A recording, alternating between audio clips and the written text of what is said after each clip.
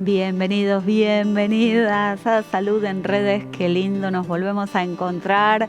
Y si siempre hablamos de temas serios, hoy nos vamos a poner un poquito más serios. Vamos a hablar de algo de lo que no se habla y hoy revisaba programas anteriores, siempre digo lo mismo, de esto no se habla en la televisión y me parece que hay que como llevar mucho más el puente entre la salud, la gente y específicamente hoy un tema muy puntual, la medicina, pero así al milímetro. Vamos a hablar de neurocirugías.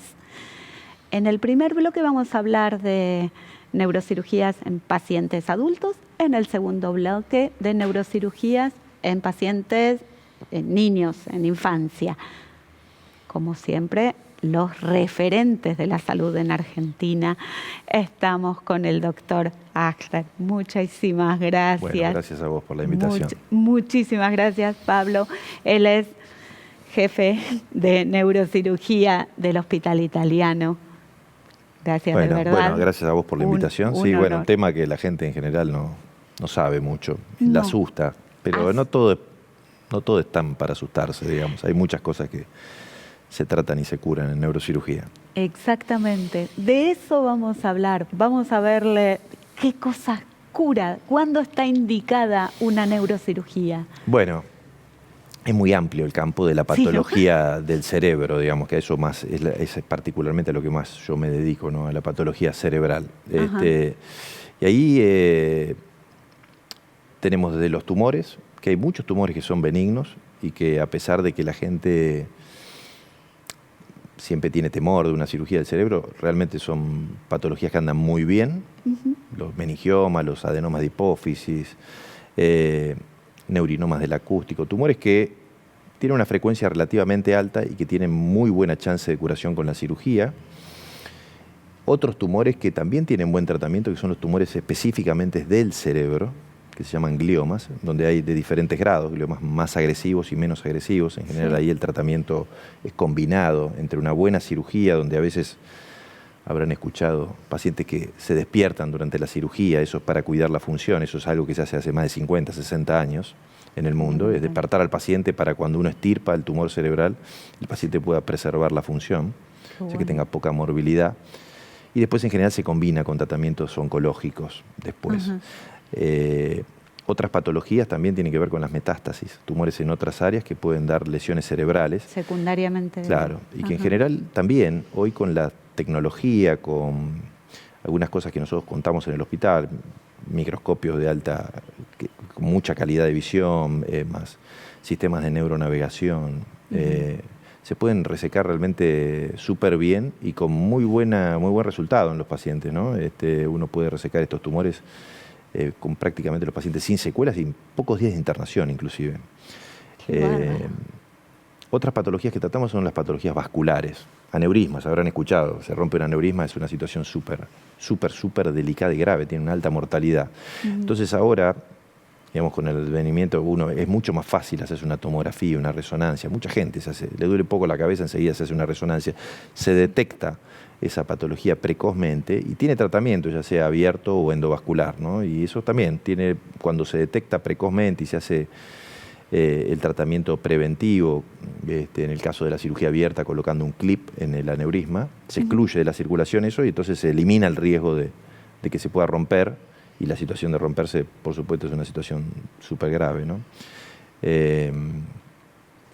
Bueno, no sé qué más querés saber. Un montón. A ver, es algo, como decíamos fuera de cámara, que en general nos asusta mucho. Yo creo que el sistema, cualquier patología en el sistema nervioso central asusta mucho, en el cerebro asusta mucho, y de lo que también desconocemos, ¿no? Bueno, por eso, lo que te decía inicialmente, ¿no? En general la gente tiene mucho miedo cuando viene a vernos. La gente cuando lo mandan a ver un neurocirujano se asusta, pero te repito, hay mucha patología que se cura. Hay una cosa que la gente siempre tiene el temor al dolor, a quedar secuelado. Es muy bajo hoy el índice de secuelas en general de la cirugía cerebral, porque en general eso se determina previo a la cirugía. Cuando se puede operar es porque hay buena chance de que no quede ninguna secuela.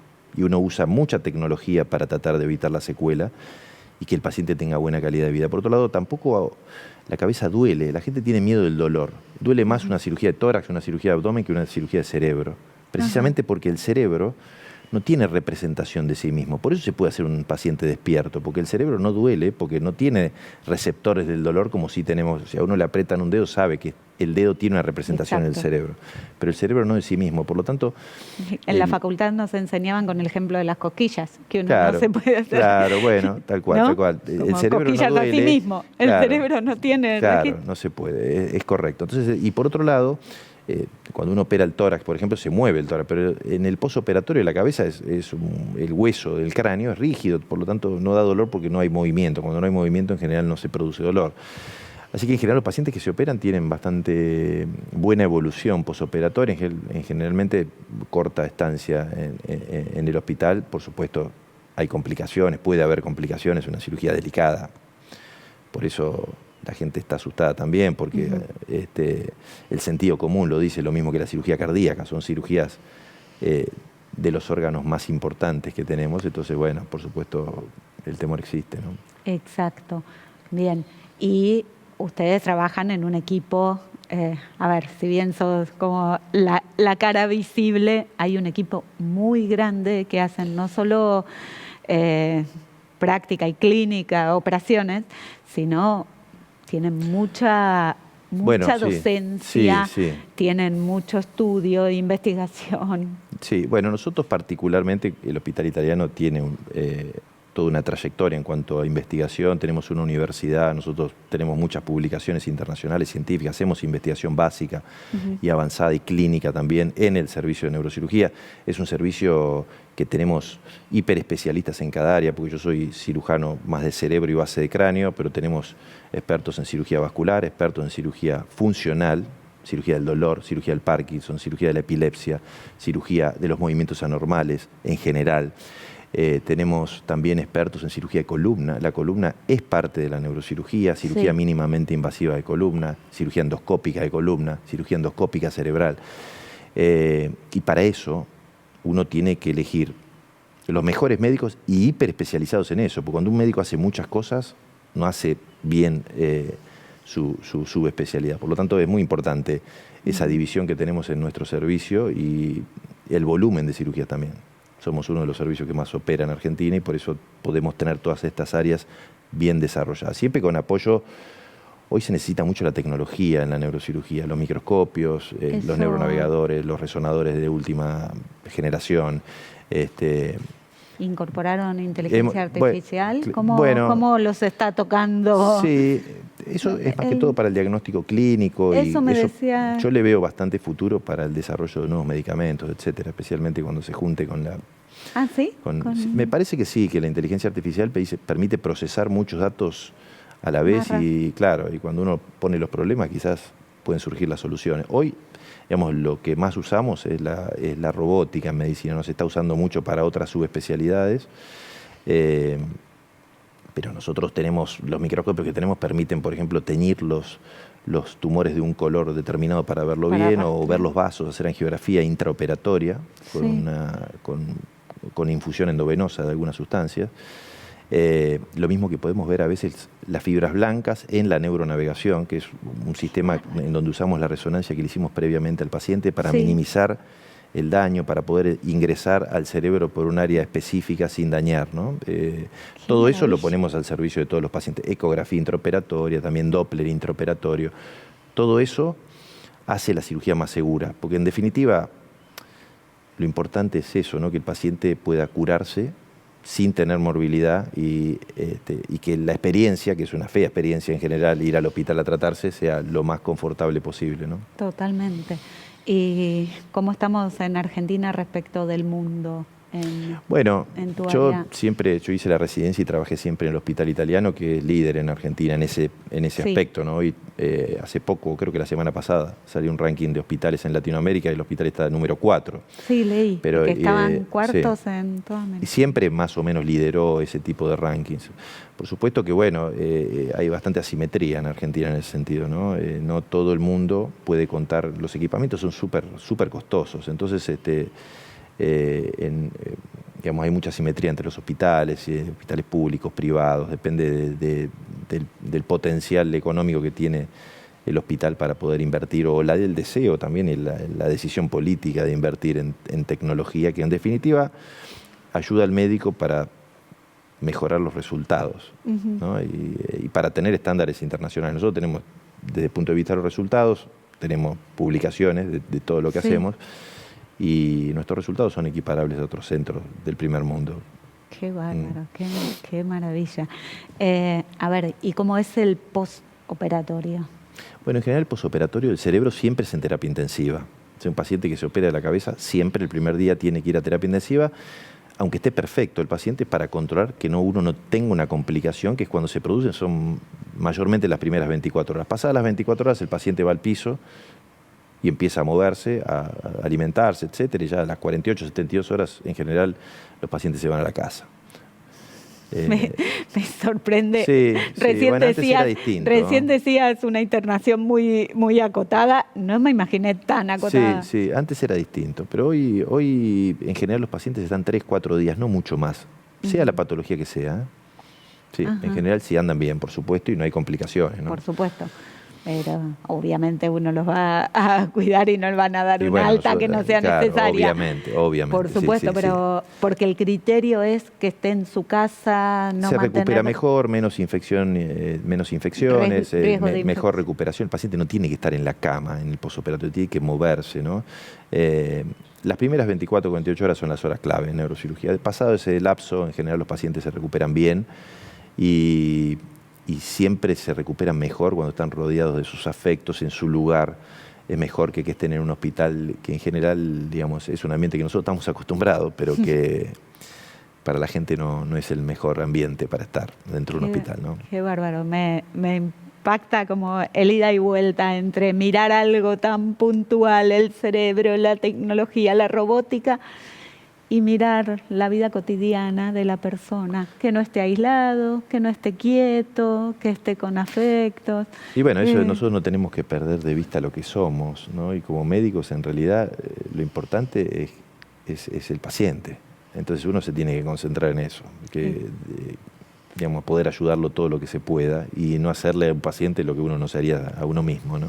Totalmente. Eso es fundamental. Y también, como describías, el trabajo en equipo y no el aislamiento. Bueno, claro, ustedes. tenemos un equipo también, instrumentadoras, enfermería, neurointensivistas, médicos de guardia, digamos, tenemos un equipo grande, somos muchos. Qué bárbaro. Bueno, vamos a agradecer al Hospital Italiano. Gracias, bueno, Pablo. Gracias a vos por la invitación.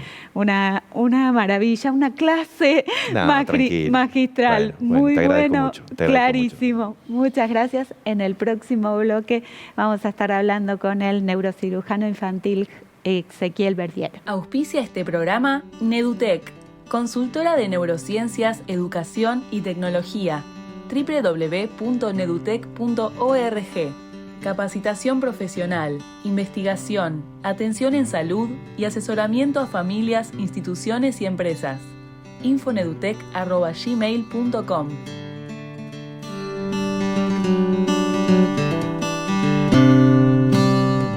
En este segundo bloque de Salud en Redes vamos a seguir hablando de neurocirugías y ahora nos vamos a meter con los más chiquititos. Vamos a neurocirugías en la infancia, ¿cuándo están indicadas? Te va a sorprender una palabrita, epilepsia, que va a aparecer por ahí.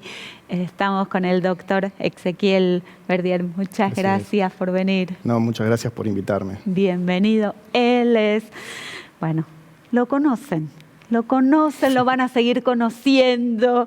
Él trabaja en el Hospital de Alta Complejidad El Cruce, en el Hospital Gutiérrez y... El Hospital de Niños, como le decimos nosotros. El niño, el Hospital de Niños.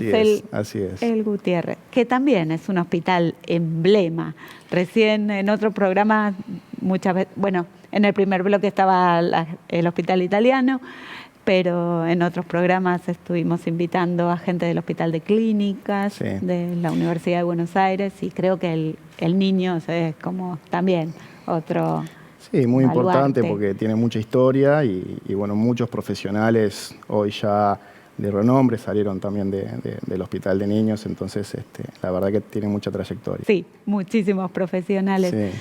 Y bueno, a ver, vamos a meternos con algo un poquito duro y complicado, que es ¿cuándo está indicada una neurocirugía en un niño?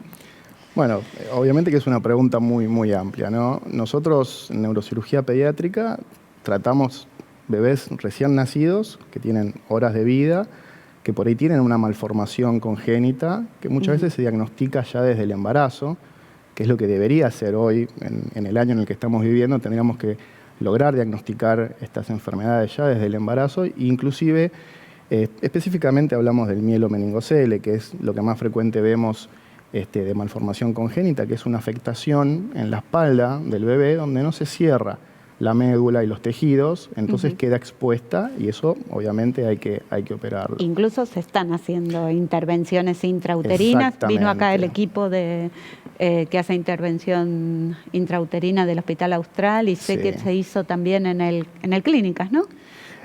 Desconozco si se hizo en el Clínicas, en el Hospital Italiano sé que también se hace o se estuvo haciendo, pero sí, en el Austral es uno de los centros Latinoamérica que tiene más de esto y sí, existe la intervención intrauterina para ciertos casos seleccionados, ¿sí?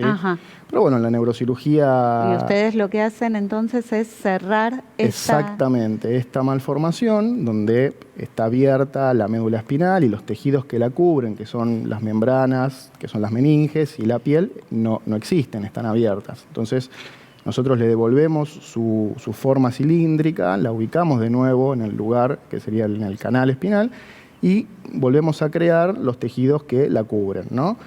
Hacemos toda una técnica especial para poder volver a cerrarla y que eso quede obviamente cubierto.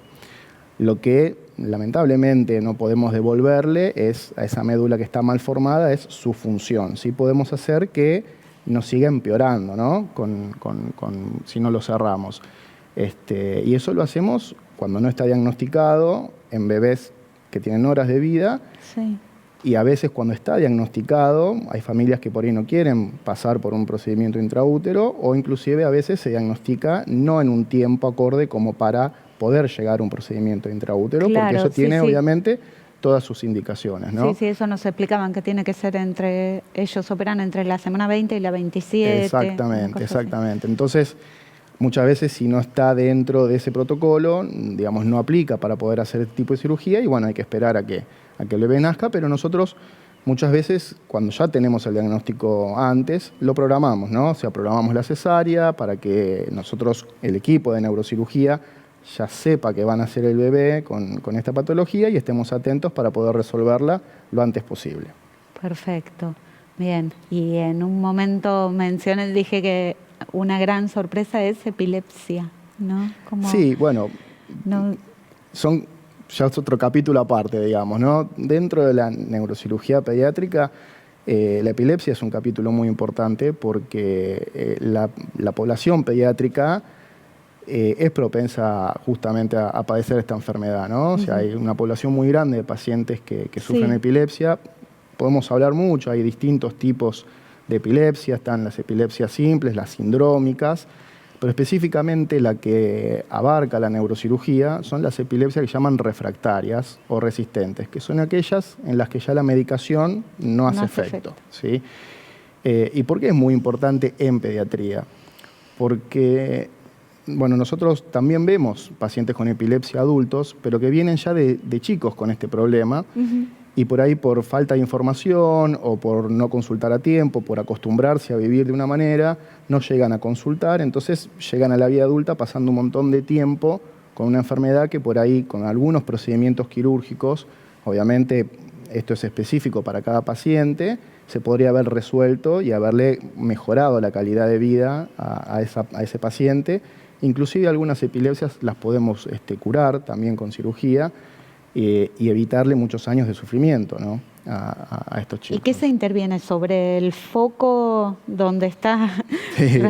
Es interesantísimo porque hay distintas opciones. En cirugía de epilepsia tenemos básicamente dos ramas. Lo que sería intentar una cirugía curativa y después las cirugías que son más bien paliativas, que son aquellas que ayudan a mejorar la epilepsia. O sea, nosotros hablamos de reducir las cantidades de crisis. Por ahí, para que entienda la gente, cuando hablamos de epilepsia, hablamos de chicos que tienen convulsiones, ¿sí? Convulsiones puede ser desde movimientos, como vemos en las películas, que se mueven, tónico-clónico, el famoso gran mal, que se mueven para todos lados, hasta epilepsias parciales, que son epilepsias focales, donde se mueve una sola parte del cuerpo, puede ser la mano, la pierna, movimientos en la cara.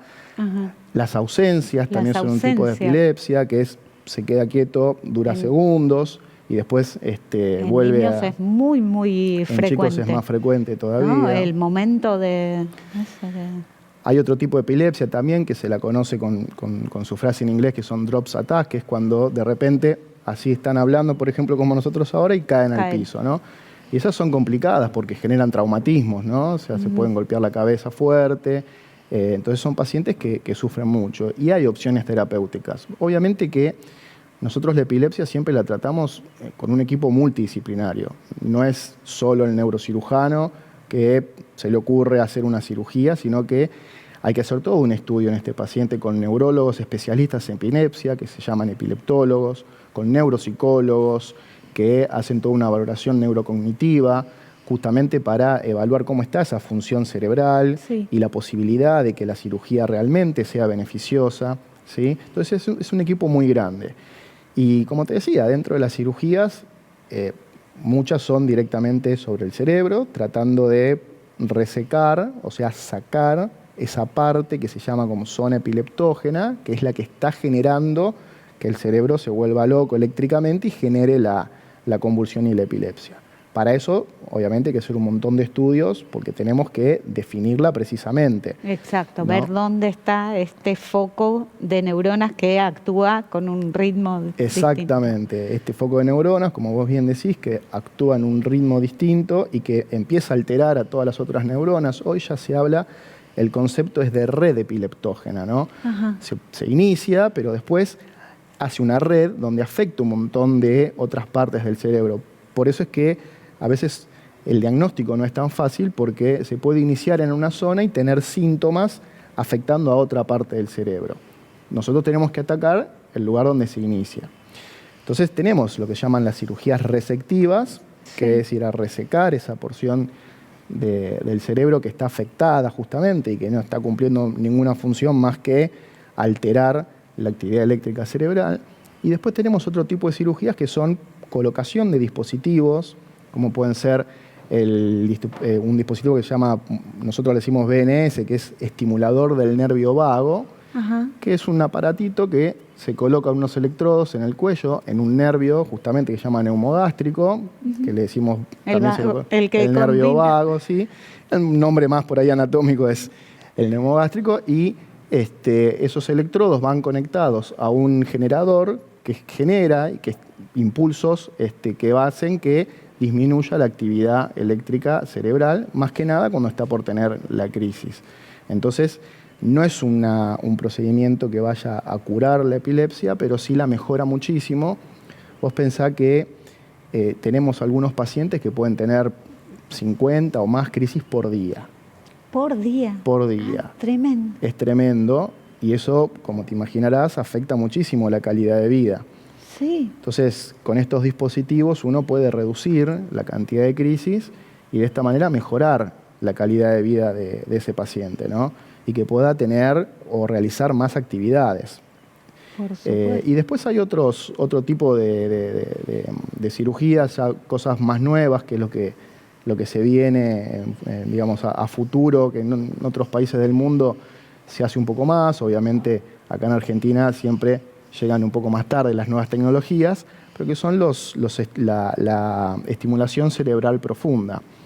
En inglés, las siglas que nosotros decimos es DBS, pues son las siglas en inglés de Deep Brain Stimulation, donde hoy en día esto sí, para enfermedades como el Parkinson, que son movimientos anormales, está muy estudiado y se usa mucho, y ahora se está empezando a incorporar en algunos casos seleccionados para cirugía de epilepsia.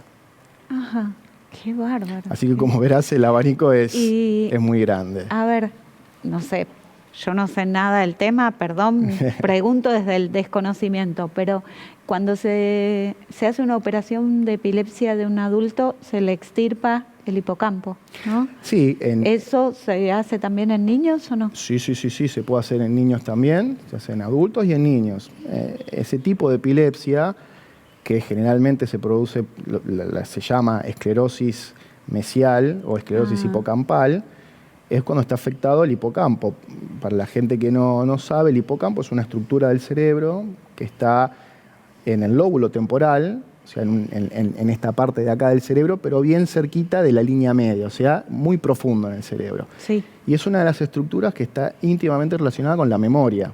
Exactamente. ¿Sí? Sobre todo la de generar recuerdo. Exactamente. ¿No? Entonces, cuando esto lo diagnosticamos en pediatría, en chicos chiquitos, los resultados tienden a ser mejores por la famosa plasticidad neural. ¿Sí? Qué bárbaro. En los adultos, muchas veces, lo que ya aprendimos está instalado. Entonces es difícil, bueno, lo sabemos de siempre, ¿no? Aprender cosas nuevas en la vida adulta se nos hace más difícil que de chicos.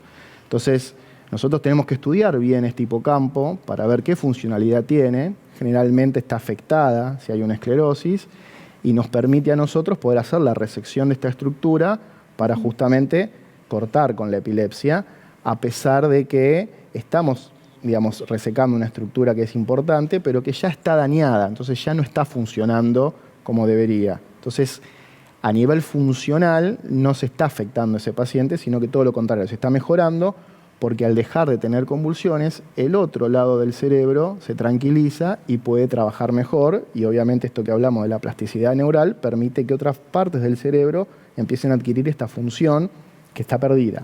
Totalmente. Bueno, me encanta. Muchísimas gracias, no, por favor, Ezequiel. La verdad que bárbaro. Me gusta, decía, que le hayamos podido dar una vueltita. Atravesemos el miedo y vamos a meternos en algo tan complejo y que da tanta esperanza de vida, soluciones. La verdad es que se han curado muchos niños, se han curado muchos adultos en el hospital italiano y vamos por eso. Sí, hay que sacarse el miedo y consultar. Y consultar. Bueno, lo encuentran en el cruce, en el Niños. Muchísimas gracias, Ezequiel, nuevamente. Vamos a agradecer a Pablo Achter del Hospital Italiano. Nosotros nos volvemos a encontrar el próximo martes a las 18 horas por Canal Metro, el jueves a las 14 horas por Radio Sónica, en el canal de YouTube, en el Instagram. Nos vemos por todos lados. Les mando un beso enorme.